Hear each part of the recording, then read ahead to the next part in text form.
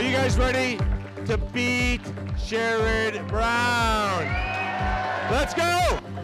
Coming up now at 6, the results are in and the Republican nominee for U.S. Senate has been set. Bernie Moreno is ready to take on Sherrod Brown in November.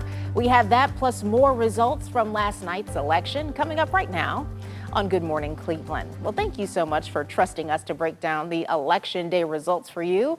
I'm Tiffany Tarpley. I'm Mike Brookbank. It was a highly anticipated race, and after more than a year of campaigning, the stage is finally set for the November election. Joining us live in the studio this morning is John Kosick. You've been up all night crunching the numbers, and we know this is a big deal, not for just Ohio, but really for the nation. Yeah, this is a race that's already captured everyone's attention across the nation. The future control of the Senate, after all, hangs in the balance as the Trump-endorsed Moreno takes on the three-term incumbent. Bernie Moreno greets supporters Tuesday night following his victory in the race for the Republican U.S. Senate nomination. For the 57-year-old, it is a fulfillment of a dream that was rooted in his coming to the U.S. as a 5-year-old from Colombia. Moreno thanking President Trump, whose endorsement proved critical in this race. He also thanked his opponents in this often heated battle. You know, one of the things that we do as Republicans is we have spirited debates. Now, maybe it's like a little too spirited. Could have been a little less spirited, all right? But we have spirited debates, and that's okay. And I think what we have to do now is, as a fully united party, understand we have one mission, which is to get rid of Sherrod Brown. That was the message second-place finisher Matt Dolan said he shared with Moreno. He says the GOP race came down to one thing. I think it's pretty self-evident that Donald Trump's endorsement for Bernie Moreno was a key factor for Bernie winning. Frank LaRose sharing similar thoughts. I knew that this was going to be a difficult fight from the beginning, but I'm not somebody that ever backs down from a challenge.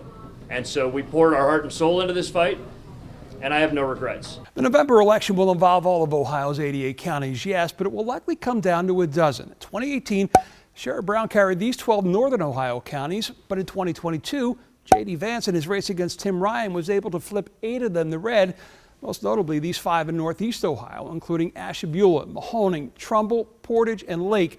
Now, to keep his seat, Sherrod Brown will need to flip them back to blue. Voters that Moreno said Tuesday night he will carry in November. The union members are going to vote for me because they know I'm going to be the one that looks out for them and make sure that we have jobs here in Ohio. Sherrod Brown supporters argued that won't be the case. He is a stronger candidate than Ryan, who has delivered for those voters. So I think there's a lot of opportunity for Sherrod Brown to make up ground and actually do better than he did in the last campaign. And I think he'll obviously do far better than Tim Ryan did. And I think Sherrod Brown will be successful because of that.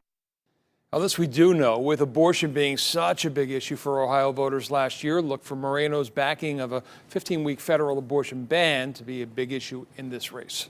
Well, John, we know that the presidential race wasn't nearly as close, but what are the takeaways from those races? Well, on the Democratic side, current President Joe Biden got 87% of the vote, while Dean Phillips got 13%. Over 500,000 people cast their ballot in that race, with about 93% reporting. Now, on the Republican side, former President Donald Trump took almost 80% of the vote. Nikki Haley got 14%, Ron DeSantis got 3%, and Chris Christie took less than 2%, and Vivek Ramaswamy got a little over 1%. Now, 1.1 million ballots have been counted so far in that race, with around 88% reporting. Of course, we will continue to update these numbers as they come in. Mike and Tiffany. All right, on to November. Thank you, John.